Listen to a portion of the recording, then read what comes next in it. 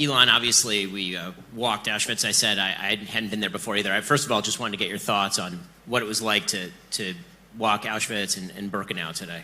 Well, it was incredibly moving and deeply sad and tragic that humans could do this to other humans.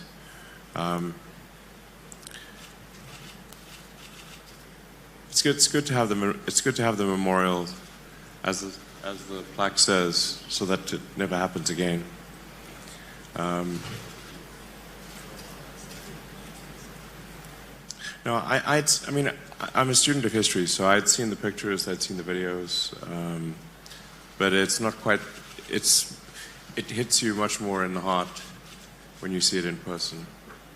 I'm still absorbing, frankly, the magnitude of the tragedy that I witnessed, or the place where the tragedy occurred. I think it'll take a few days to sink in, frankly.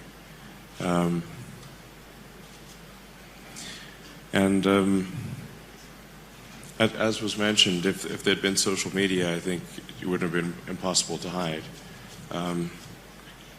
If there'd been freedom of speech as well, So, one of the first things the Nazis did when they came in is they shut down all the press and any means of conveying information. So, and it's worth noting in the United States, the First Amendment in the United States was freedom of speech, because the people that came to the United States from other countries did not have freedom of speech. That if they had said something, they could be imprisoned or killed. And that's why the first correction to the Constitution was the ability to say what you want to say and not be thrown in prison or killed. Elon is obviously the CEO of X, which is the largest news service on the internet, the place where a huge number of people, including me, get the news. You've been committed since you took over to a much broader perception of free speech on the outlet.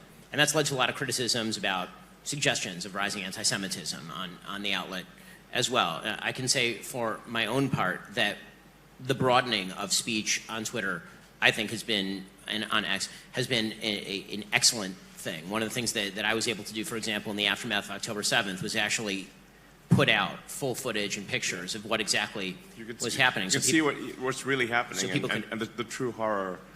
The true horror is something people need to be able to see if they want to see it. And the community notes feature has allowed for people to, even when things that are false are put up that used to maybe pass in real time, now you can correct all of that. How do you balance the necessity for free speech with all these critiques about, what is hate speech, what is anti-Semitism, and how do you balance that? Well, the general bias of the platform is in favor of free speech. And I think at the end of the day, free speech wins in that if somebody says something that's false, especially on our platform, you can then reply to it with the correction. And then I'm a huge fan of community notes. We've put maximum resources and attention behind community notes. So if somebody tries to push a falsehood, like Holocaust denial or something like that, they can immediately be corrected. And you can't get rid of the tag. It's like stuck on you. So I think it's, and the overarching goal for the X platform is to be the best source of truth in the world. So now, one can. It's difficult to get to perfect truth, and sometimes people have different interpretations of truth. But one can always aspire to be as accurate as possible and to minimize the error between what is being said and reality. Relentless pursuit of the truth is the goal with X, and allowing people to say what they want to say, even if it's controversial, provided that it does not break the law.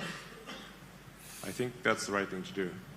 And setting the new standard for the town square, as I say, has allowed for more speech and more availability of information than ever before, certainly on the platform. And you recently didn't just go here. Obviously, after October 7th, you went to Israel and you saw the wages of horrific anti-Semitism in the various kibbutzim and moshavim. I saw all the videos. I saw a lot of video.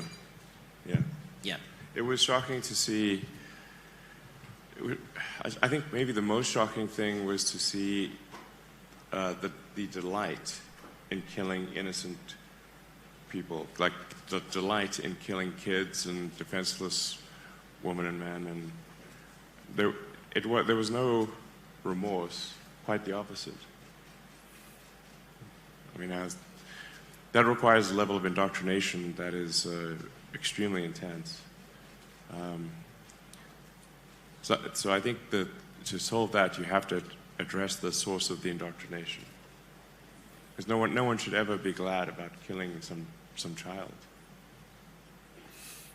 I know enormous number of Jews, myself included, are very moved that you continue to wear the necklace in remembrance of the hostages. So have it.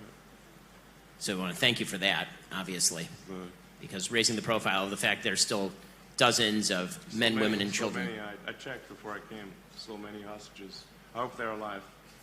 I hope they come back.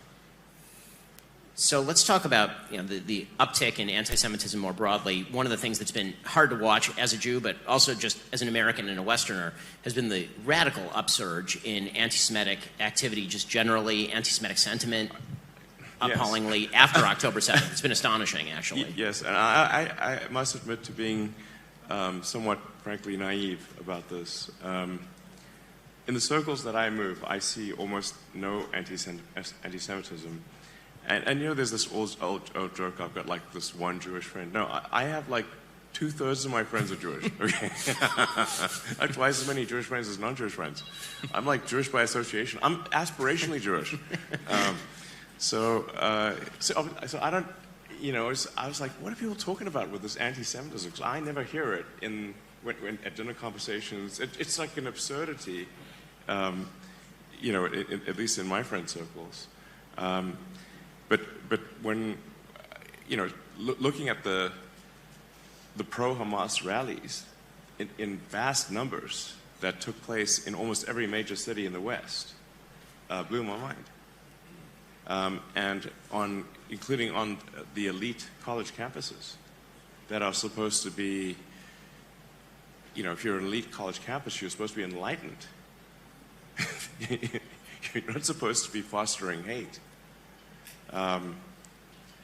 And yet you had these pro-Hamas demonstrations at Harvard, Yale, including at Penn. I went to UPenn, at Penn, and I was like, this is unbelievable. I mean, there's a poll recently from Harvard-Harris showing that some 67% of people aged 18 to 24 said that the Jews were an oppressor class, which, in America, Jews represent approximately 7 million Jews in the United States out of 330 million Americans, tiny percentage of the population. But that ideology, that the Jews are an oppressor class, matches up very nicely and very closely with what is a conspiracy theory. At root, anti-Semitism is a conspiracy theory, and it's a conspiracy theory about power. And if you read Nazi literature, the Nazis literally promoted the idea that Jews were, of course, this small caste of people who were running all of the major industries, who were standing behind all world power. Hitler's suggestion is that it was world Jewry that stood behind Germany's loss in World War I, and then the Allies' unwillingness to make a deal with Germany prior to World War II. And that theory of power and group identity is really ugly, and we see echoes of it today. I mean, the diversity, equity, and inclusion ideology that basically suggests that all of society is a vast pyramid of group identity, and that at the very top are the people who are successful, and that those people are exploiting everybody else. And we can tell who's successful by their group identity, not by their level of success, by their group identity. Yes. That matches up incredibly. It syncs up almost a Venn diagram circle with anti-Semitism. Absolutely. The diversity and actually inclusion, you should always be wary of any name that sounds like it could come out of a George Orwell book. Okay? That's never a good sign. Because it sounds like, sure, diversity, equity, inclusion, these all sound like nice words, but what it really means is discrimination on the basis of race, sex, and sexual orientation, and it's against merit, and thus I think is fundamentally anti-Semitic. So Yeah. You know, I think it's the whole, all of the sort of all of the riots that were in the major cities and college campuses, I think was a shocking wake-up call to, I think any sort of civilization or civil-minded person, really. Yeah. It was quite a shock. Now, the crossover between some of these rallies on college campuses in favor of Hamas, I mean, they unite the weirdest coalitions maybe in human history. You'll see LGBTQ flags in favor of Hamas, where, of course, if an LGBTQ person were to be actually in the Gaza Strip, they would no longer be in the Gaza Strip, they would be dead. Yes, exactly. And that coalition is... That's like seriously out of touch. Yeah. But it isn't. But it only isn't out of touch in the sense that there is a coalitional idea here that basically power structures must be torn down at all costs, and if that means allying with people who hate me, then I'll ally with people who hate me. And the fact that that's grown in fervor since October 7th really is, as I said to me on a personal level, quite shocking. What do you make of the future of a West if the West continues to embrace that idea? Well, I think we really need to stop this principle that the weaker, normally weaker party is always right. This is simply not true. If you are, in quotes, oppressed or the weaker party, it doesn't mean you're right. Because if some of those, weaker groups want to annihilate you, that does not make them good. We have to get rid of the rule that if you're weaker, you're automatically good. That's obviously makes no sense. It often makes sense where it's like, okay, you don't want to beat up on someone smaller and weaker than you. But if that smaller group wants to kill you, they're bad. Okay. I'm a big believer in moral absolutism, not moral relativism. There's good and bad in the absolute, and you judge any group or individual against absolute moral standards, not whether they're the so-called oppressed or oppressor, just on absolute moral terms. Are they doing good things? Do they want to murder innocent people? That's bad. Doesn't matter who they are.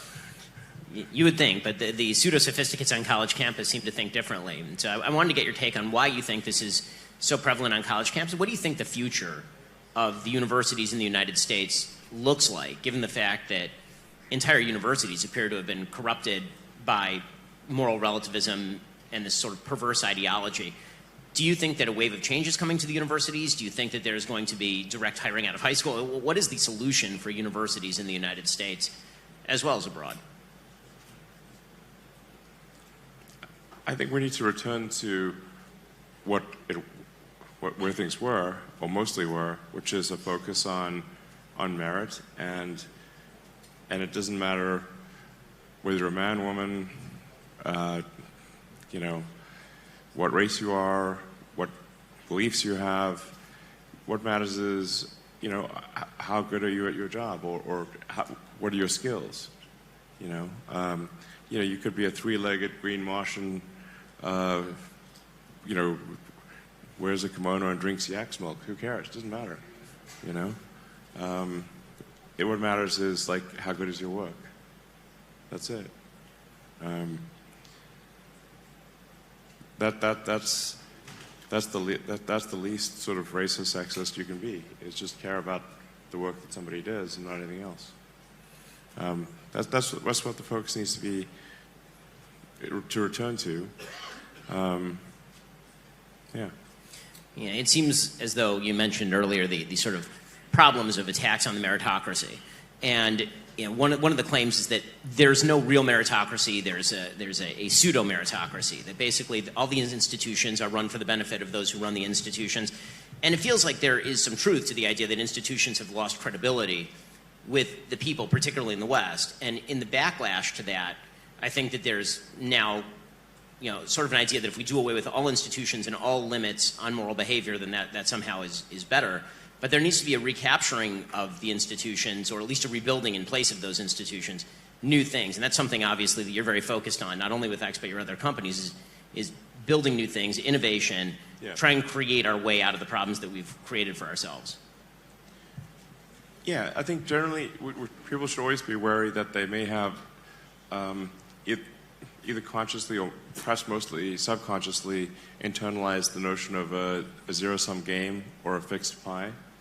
And if you internalize that everything's zero-sum, meaning like in order for me to get ahead, someone else has to not get ahead, or for me to have stuff, someone else must not have stuff. If you have that axiomatic flaw, then what it needs to be done is to fix that axiomatic flaw, because it is false. It's not a zero-sum game. We can absolutely grow and have grown, and the evidence is overwhelming that we have grown the output of goods and services. We have many things today that we did not have in the past. We are far more prosperous. All of humanity is far more prosperous today than it was at times in the past. I mean, it wasn't that long ago where, we'd count a good year as one where, well, the bubonic plague wasn't that bad, only killed 10%. Not that many people starved through the winter. We only lost, 5% of our population due to raids from other tribes.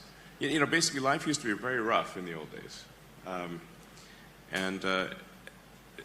If they could see us now, they'd be like, what are you guys complaining about?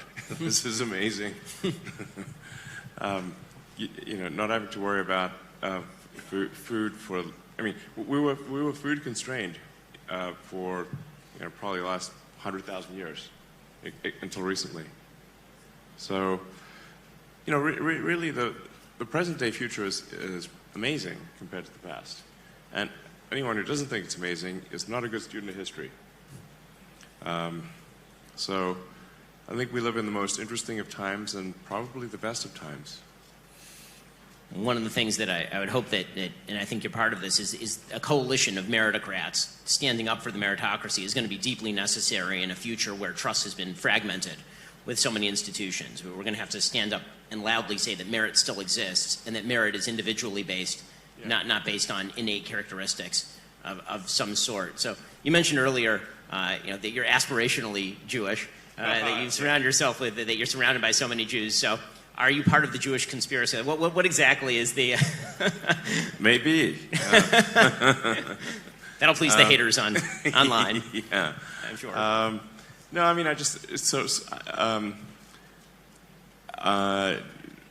I grew up around a lot of Jewish people. I went to Hebrew preschool, Rachel Spiro in South Africa. My name is very Jewish. I will tell you that for the past 10 years, people have assumed in my community that you were Jewish until I informed them otherwise. Yeah. Elon is a pretty Jewish name. He's super Jewish. Yeah. And then I went to Israel when I was 13. Visited Masada. I'm certainly checking the boxes on a lot of things. Like I said, most of my friends are Jewish, just worked out that way. So sometimes I guess maybe I forget. Am I Jewish? I'm Jewish. Aspirationally Jewish.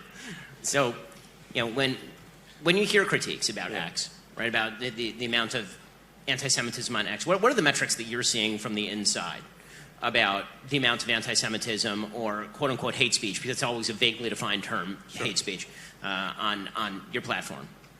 Yeah, the outside audits that we've had done, at least the ones that we've had done, show that there was the least amount of anti-Semitism on X. If you look at all the other social, it's never going to be zero if you've got 600 million people on a platform. Expecting it to be anything to be zero is extremely unlikely because you've got 600 million people on a platform. But when they compare us to Instagram, TikTok, TikTok's actually got a lot of anti-Semitism. TikTok is pretty terrifying. If people have not checked out TikTok, the algorithm is absolutely pushing you toward pro-Hamas material. Yes, it is. I believe it's we have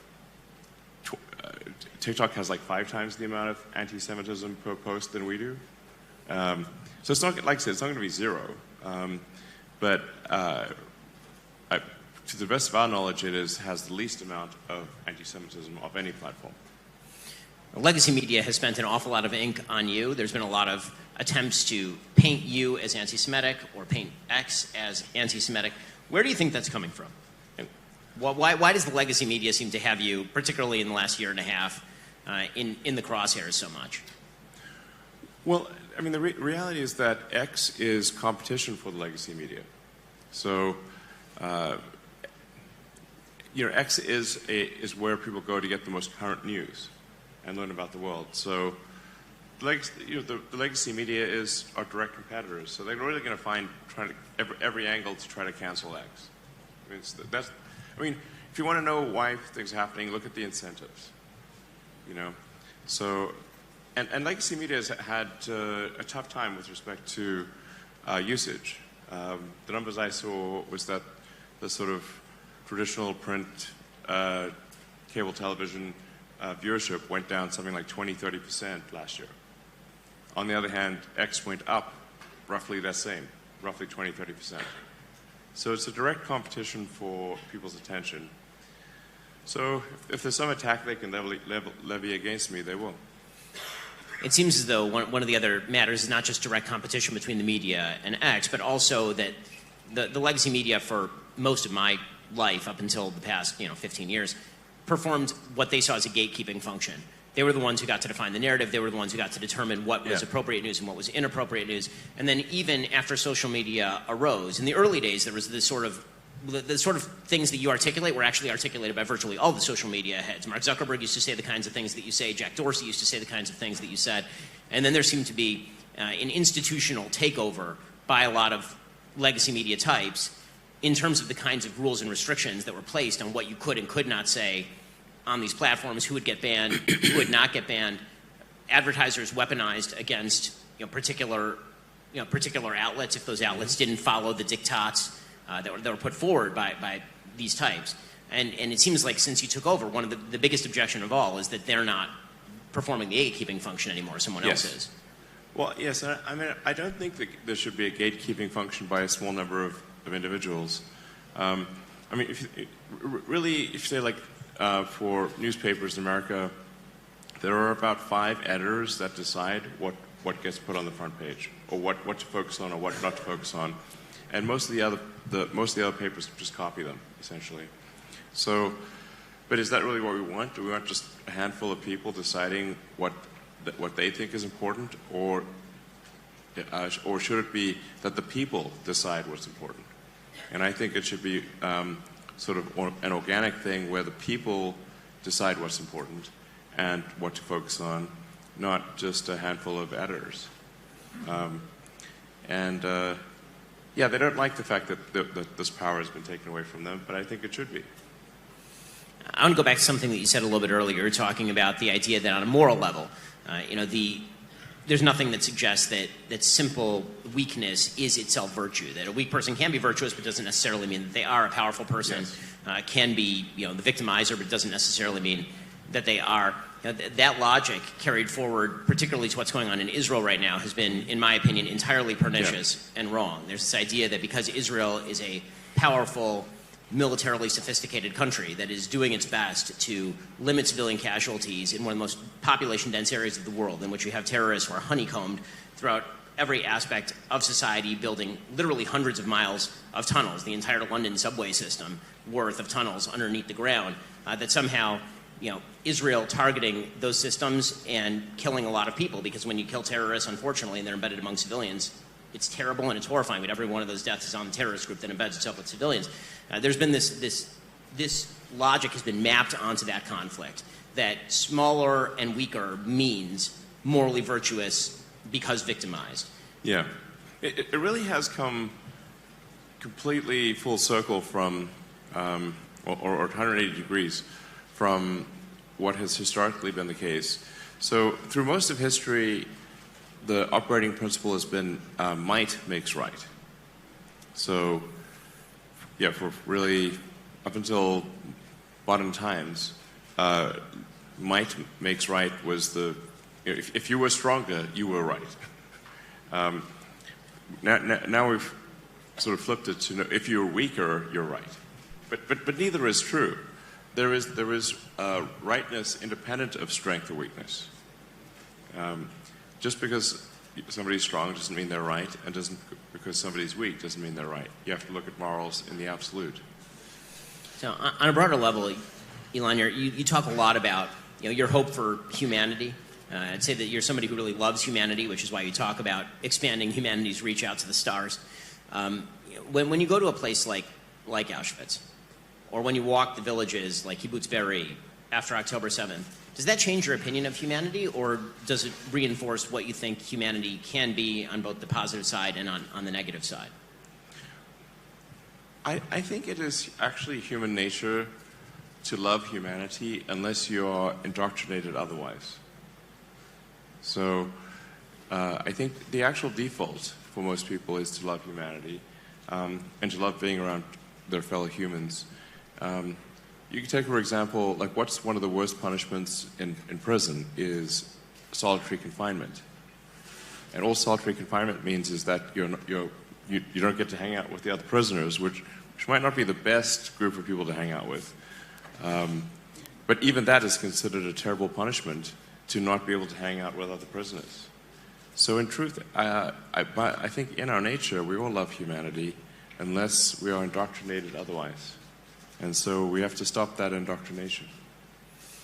So how do you think that people ought to pursue that? Because obviously we have seen indoctrination at a wide variety of levels, ranging from sort of soft indoctrination in various schools in the West to very, very hard indoctrination that you see in, for example, the Gaza Strip, where kids are literally, unfortunately, at very young ages, they have graduation ceremonies that we've seen tapes of where they're reenacting kidnapping of Israeli soldiers or killing of Israeli soldiers, for example. That fundamentally has to be addressed, or there will not be peace. The education of kids in Gaza, the indoctrination of hate into kids in Gaza has to stop. So when I was in Israel, I was like, that was my top recommendation, is like you've got to make sure. I understand the need for this to invade Gaza, and unfortunately, some innocent people will die. There's no way around it. But the most important thing is to ensure that afterwards, that the indoctrination, where kids are taught from as soon as they can understand language, that their goal is to kill Israelis. And if you're told that from when you're a toddler, well, you're going to believe it. And that needs to stop. Yeah. On a technological side, what do you think can be done there? Because actually this is one of the areas where the Gaza Strip isn't famous for its internet access.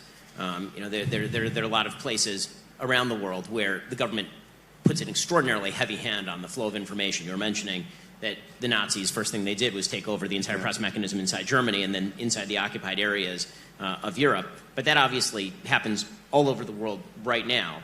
And one of the things you've used Starlink for is to try and open up some of those avenues of information. But what can you do? What should we be aiming at? It's worth noting also that the Nazis engaged in extreme censorship within Germany for anything that was pro-Semitic. I'm not sure I don't know how many people are aware of that, but they censored any pro-Semitic, anyone who tried to defend the Jews in Germany. Anything pro-Semitic was censored. So, I think freedom of speech and rigorous pursuit of the truth is one way to get to defeat hatred. When I look at the United States, maybe the way. Yeah. Well, when I look at the United States, one of the things that seems to be breaking down, and when the first element historically, maybe the last element of a society in a state of mental decline, is a vast outbreak of anti-Semitism. This is what was happening in not only Nazi Germany, but historically, countries that are in a state of decline tend to have wild outbreaks of anti-Semitism. And it seems to me that one of the key things that can reverse that process is the rebuilding of local institutions. Mm-hmm. And as local institutions break down, you see sort of this fragmentation of the population at large. how do you merge the need for technological development with the building of those local institutions, families, churches, schools, the kinds of things that societies are built upon? Yeah, actually, I should say there were really three things that were my strong recommendation visiting Israel. One is, obviously, one has to get rid of Hamas fighters where reform is impossible. Their only goal is to kill Israelis. They got to be either killed or imprisoned, because otherwise they will simply kill more Israelis. Then the second thing is you've got to change the indoctrination in the schools so that kids are not taught to hate from the moment they are 2 years old. And then the third thing is, and which is a very hard thing to do in this situation, is conspicuous acts of kindness to the people in Gaza. Conspicuous acts of kindness to the people in Gaza.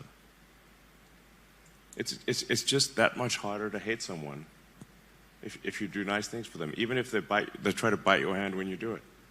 Keep doing it. And you look at the Marshall Plan after, look at the difference between World War I and World War II, where after World War I, Germany got an unfair share of the blame. It led to immense bitterness. It's what allowed Hitler to rise to power, was the embittered German soldiers from World War I. But then you look in contrast to what happened after World War II. You had the Marshall Plan. So you had, you had the United States coming in and actually funding the rebuilding of Germany and the rebuilding of Japan. How often does that happen in history? But look at the results. No war with Germany. Peace with Japan and Germany for now. Soon it'll be almost a century. So when you look at the state of the West right now, somebody, maybe it's all the doom scrolling, but when you look at the state of the West right now, you're very optimistic, it sounds like. I find it hard to be optimistic in this moment. It's been a very ugly couple of years, from Ukraine to the current conflict in Israel and Hamas, to domestic politics in the United States and everywhere else. It seems like there's a lot of polarization, a lot of fragmentation. What do you think is the future of the West? Can we come together around any sense of shared common values, especially given the fact that everybody is kind of drinking from the fire hose of information? One of the downsides the upside of information is the availability. The downside is, choice paralysis and overload. I mean, you can definitely get information overload. There's so much information coming at you these days because you can get all the world's information in real time, and it's impossible for one human to digest all that.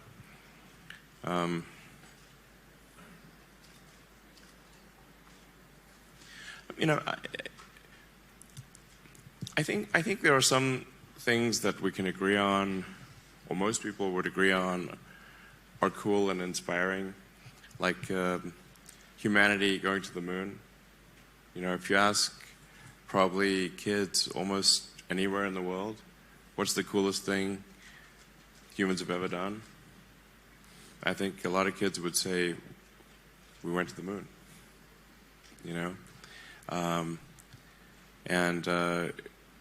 so I think we want to continue that spirit of exploration. Speaking of kind of growing the pie, and is that we want to, I think, have a dream that we can be a spacefaring civilization, a multi-planet species, a multi-stellar species, and go out there among the stars and discover the nature of the universe. That we can collectively seek greater enlightenment to better understand this incredible universe we live in. I find that very compelling. I think most people would find that very compelling. I think embedded in that is also, as you say, that core value of meritocracy. Because it's one thing to say man can go to the moon. It's another thing to say I can be part of man going to the moon. And a meritocracy suggests that you can be part of that. It's not just that human beings are capable of doing the thing. It's that you can be a part of that thing if you work hard enough, if you innovate enough, if you try hard enough. And so societies that seem to have given up on that also seem to have given up on going to the moon. Societies that are so reflective about their own supposed flaws, the United States has this problem right now, that they are unwilling to simply say freedom is pretty phenomenal and meritocracy is the greatest thing that's ever been invented, and we should hold on to that, and that's what's going to allow us to get to the moon. That stops us from going to the moon or to Mars or to anywhere else. Yeah, I mean, there's many wonderful, interesting things that are happening besides space exploration. Obviously, as time goes by, we improve our ability to cure cancer, to cure many diseases. There's increased access to information. And people talk a lot about inequality, but what about the equality of access to information? That's incredible. You know, right now, if you've got you know, a very cheap electronic device at an internet cafe, you can access all of the lectures of MIT for free. You can access almost any book. You can learn anything. This is an equality of access to information that was unthinkable even 20, 30 years ago. You can teach yourself how to do anything for free. That's amazing. Maybe there's like too much focus on the things that are unequal, but we forget about the things that are equal and that have improved inequality so much, like access to information. You know, that's one of the things that we're trying to help out with Starlink is provide access, internet access to people who don't have internet access or where it's too expensive for them to afford. Because once you have internet access, you can learn anything and you can sell your products and services. So I think that's pretty amazing. I mean, you know, that's sort of like, if we're going to count our flaws, we should also count our blessings. Yeah. One of the things that I think is amazing about what you've been doing, Elon, is that it's not just, you know, the business side of you that's important. Obviously, you've become this unbelievably, you know, large figure looming in the public imagination, and that means that when you tweet, it has, you know, impact that is very large. How do you decide when to tweet? Sometimes it's memory, sometimes it's joking, sometimes it's these long thought out posts. How do you decide when to tweet? How do you inform yourself on the topics that you're tweeting about? Well, I do post a lot on the X platform. You know, sometimes 100 times a day. So, you know, once in a while I'll do something dumb, for sure. But I really, you know, I try to say things that I think are interesting or funny. I mean, there must be some reason why 169 million people follow me. I guess. I don't know. I must be keeping them amused in some way. So amuse, entertain, you know, have opinions on something. Sometimes they're wrong, sometimes they're right. You know, and for things like community notes, it applies to me as well as it applies to anyone else. So if I say something that's incorrect or, you know, not full context, then community notes will correct me very quickly. So, but it's only me doing these posts ever. I don't have a team or anything. In fact, I generally would recommend for leaders of the world to just literally post your own stuff. And once in a while, you'll make a mistake. Don't worry about it. So, yeah. Can't win them all. Nobody bats 1,000. So, obviously, where we visited today, you know, the big takeaway always is never again. Yeah, I think that the question that a lot of Jews worldwide asked after October 7th and after that wild upsurge of anti-Semitism, which we've seen, the Jew hatred that continues now, is whether never again really for a lot of people meant never again between the years 1939 and 1945, or whether it actually means never again, like right now. As in, if there's a genocidal group that wishes to kill lots of Jews, is that something that you wish to stand up against right now? And when you look out at the world and the state of the world. You know, the video that EJ put up a moment ago suggesting that the Holocaust would have been somewhat mitigated, or people may have had more information. Or been able to, certainly been able to escape earlier. I mean, one of the things that's astonishing, obviously, about the history of the Holocaust is how many Jews, because they were only getting partial information, it was slow and it was gradual, and by the time they wanted to get out, it was just too late for them to get out. You know, what are your hopes that never again is a real thing? I mean, I certainly hope there's not another Holocaust. That's for How sure. realistically is it? I think it's unlikely, frankly. So at least if you say, like, I mean, I could be naive, but I think the probability of a Holocaust in the West is extremely tiny. You know, I think if you look at, say, the Nazis, I think Hitler got like a third of the vote or something like that when he was he was sort of semi-elected and then did basically a coup. But think of all the people that fought to destroy Nazism. The millions and millions of people that fought and who died to destroy Nazism. That's the vast majority of the West opposed, even in those days, opposed Nazism and fought and died.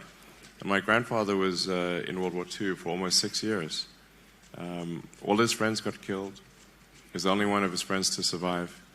And he was severely traumatized. Like, he really just couldn't even talk afterwards. Most of that time was in East Africa, North Africa, Italy. The only reason he's even alive, frankly, is because towards the end of the war, they gave like an aptitude test. Because he was just a corporal. He didn't graduate high school, so he wasn't eligible for officer school. And they plucked him out probably right before he died and sent him to work for British intelligence in London, which is where he met my grandmother. You know, so he was one of the people fighting to stop the Nazis, and many, along with millions of others. You know, so let's not forget that the vast majority of the West fought and died to stop Nazism. So I had the chance to briefly meet your 3-year-old today. Oh, yeah. He's a fun guy. Adorable. I have a 3-year-old of my own, so they're all very similar. But, you know, you have some kids who are much older, you have kids who are younger, obviously. When it comes to teaching them about things like the Holocaust and anti-Semitism, how do you address those topics? Well, my kids are pretty well-read. So they read a lot of history. They're not ignorant on the subject. I mean, maybe the 3-year-old is, sure. But, I would hope, yeah. You know, can't read. So, no, my kids are very well read. So, but I have had some sort of disturbing conversations with sort of some, say, nephews or some family members, not my kids, but kids of family members where I was actually shocked to see anti-Semitism, or at least, yeah. One disturbing conversation was, saying that that we deserve to have the trade towers destroyed because of our terrible foreign policy. And I was like, this is what they're teaching you in elite New York high schools? This is messed up. Well, Elon, I think I personally, Jews all over the world, a lot of people in this room want to thank you for not only visiting Auschwitz, but also for visiting Israel after October 7th, and for the strong moral voice you've been on behalf of the fight against anti-Semitism. It's great to spend time with you. Thank you so much. Thank you. Thank you for having me.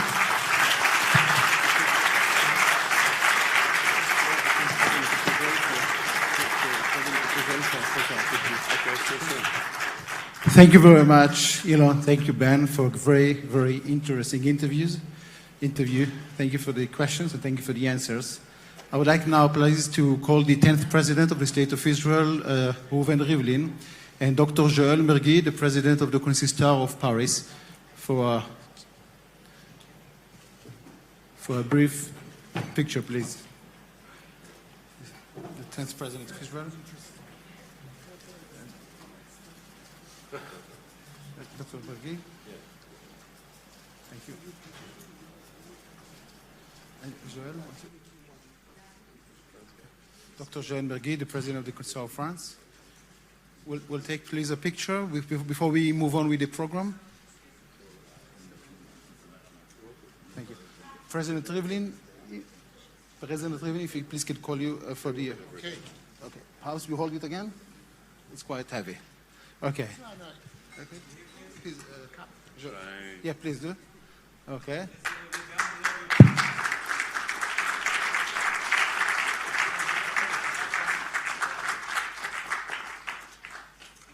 Like and subscribe if you haven't yet, and I will see you in the next video. Thank you so much for watching.